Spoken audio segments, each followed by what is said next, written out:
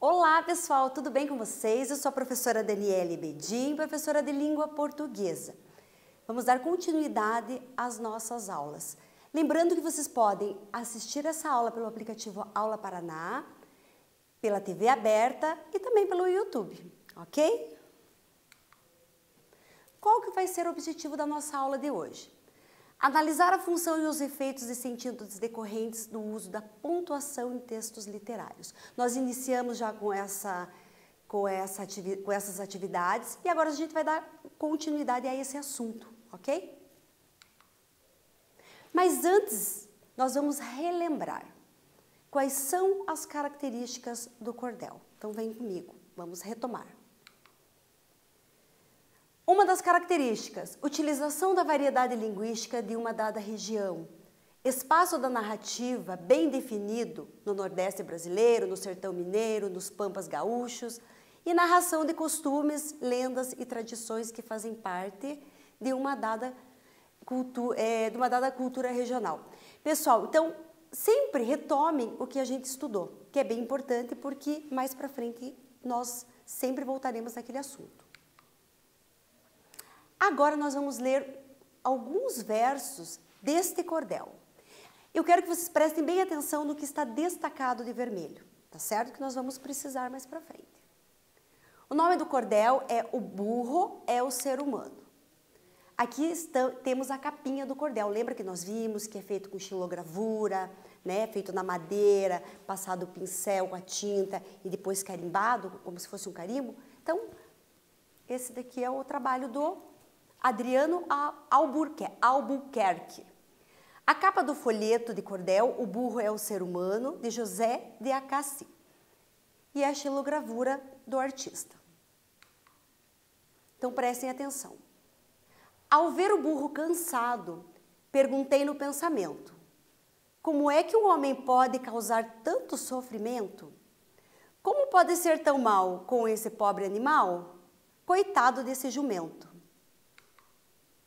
Você, meu caro poeta, com esse seu sentimento, foi por Deus abençoado. E agora, nesse momento, vai ter a capacidade e a oportunidade de escutar o juramento. Desculpe, caro poeta, magoar não é meu plano, mas o homem me maltrata e ainda comete o engano de dizer que eu sou burro. E falou dando um esturro. O burro é o ser humano. Então, sobre a pontuação, nós vamos fazer uma atividade retomando o conteúdo. Eu quero que vocês peguem o caderninho de vocês e vão copiar o quadro a seguir, responder e nós vamos fazendo a atividade juntos. Um tempinho para vocês copiarem.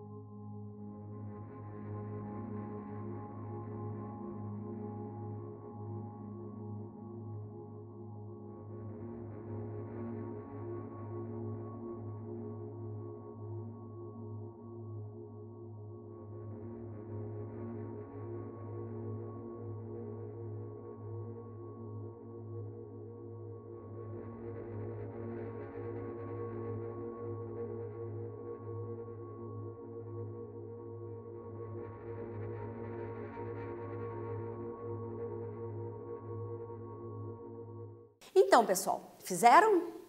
Então, vamos corrigir. Naquele primeiro quadro que eu deixei para vocês. Indicar a fala de uma pessoa em substituição ao travessão. Lá no texto, nós temos isso. Qual pontuação que indica a fala de uma pessoa? Vamos lá?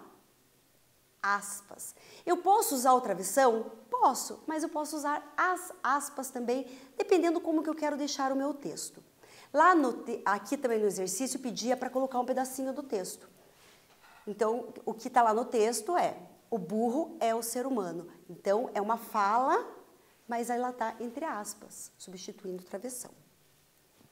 Outro, indica espanto ou pena. Qual ponto que indica espanto ou pena? O ponto de exclamação. O ponto de exclamação e lá no texto, aonde que encontra-se? Coitado desse jumento, tá exclamando, tá falando um tom assim mais de espanto. Outro quadro. Separar vocativos. Lembrando, pessoal, que o vocativo é aquela partezinha na frase, na oração, que não tem nada a ver com o sujeito e nem com o predicado, que inclusive é chamar. Inclusive, se tirar, não muda o sentido da frase. O que nós separamos? A vírgula. Então, você, meu caro poeta, e dá continuidade, né? Então, o meu caro poeta é o vocativo. Também, qual que indica uma fala ou declaração, que é empregado antes da fala? Os dois pontos. Então, nós falamos, 2 pontos, na outra linha, parágrafo, travessão, e eu continuo. Ou aspas, no caso. Então, 2 pontos e falou dando um esturro, falou bufando mesmo. Então, temos lá no texto isso daqui também. Vocês conseguiram fazer esse? Então, ok. Agora, vocês vão fazer o outro quadro, que está separadinho em quadros, ok? Um tempinho para vocês.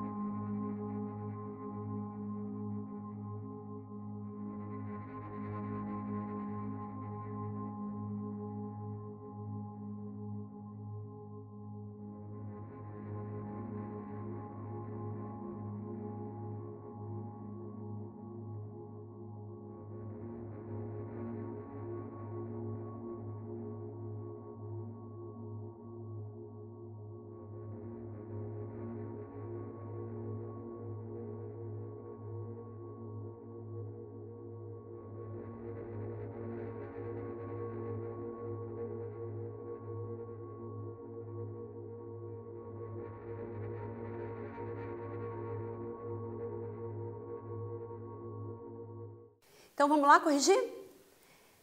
Separar adjuntos adverbiais. Qual pontuação que está sendo usada? Está sendo usada a vírgula. E agora, nesse momento. Lembra que nós vimos na aula passada sobre os adjuntos adverbiais. Então, o adjunto adverbial de tempo. Nesse daqui, indicar uma pergunta direta. Quando eu pergunto diretamente, qual ponto? Interrogação. Causar tanto sofrimento? E para indicar o discurso direto, eu posso usar outra versão. Como é que um homem pode... Então, lembrando que no texto eu posso colocar o discurso direto ou o discurso indireto. Quando eu falo diretamente com a pessoa, eu uso 2 pontos, eu uso travessão. E quando o narrador conta, não tem necessidade dessa pontuação. Vamos fazer esse quiz. Na frase, desculpe, caro poeta, magoar não é meu plano. O uso do travessão é para, letra A, indicar um discurso indireto, indicar um discurso direto, mostrar espanto ou indicar um parágrafo. Um tempinho para vocês fazerem.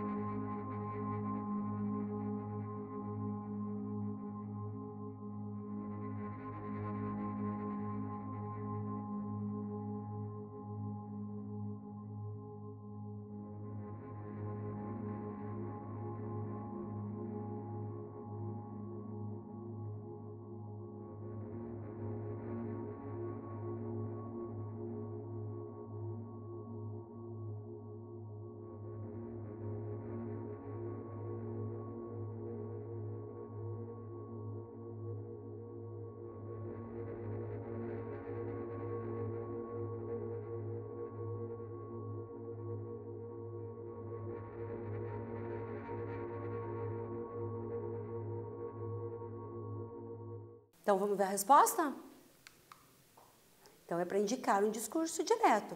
O uso, nessa frase, desculpe, caro poeta, magoar não é meu plano, o uso do travessão, como nós vimos anteriormente, é para indicar o discurso direto. Ele está falando diretamente com a outra pessoa.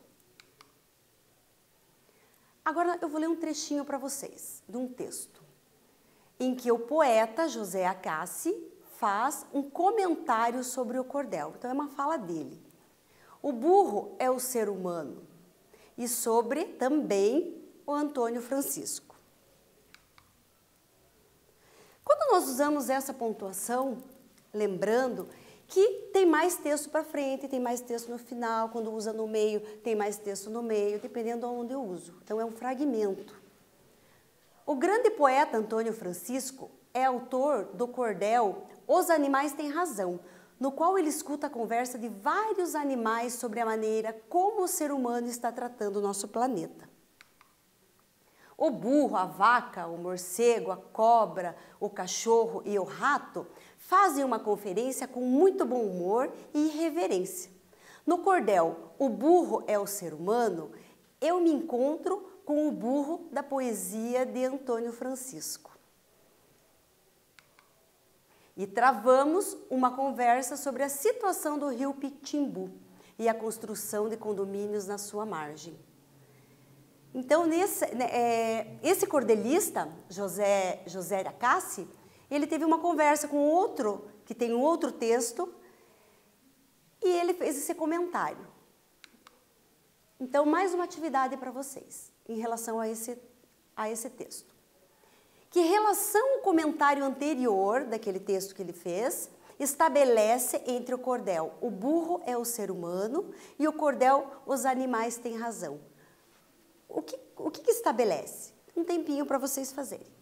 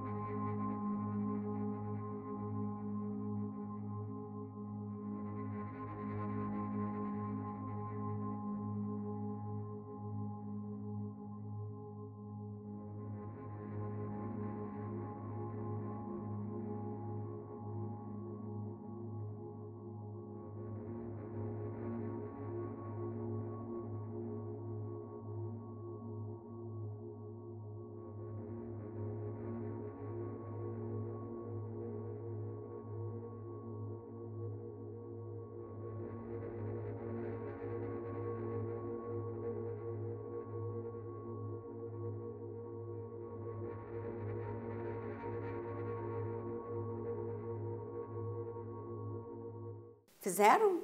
Então vamos lá. O que estabelece? Qual que é a relação que estabelece? Então ele revela, o burro é o ser humano, ele é baseado no cordel Os Animais Têm Razão, pois utiliza um dos seus personagens.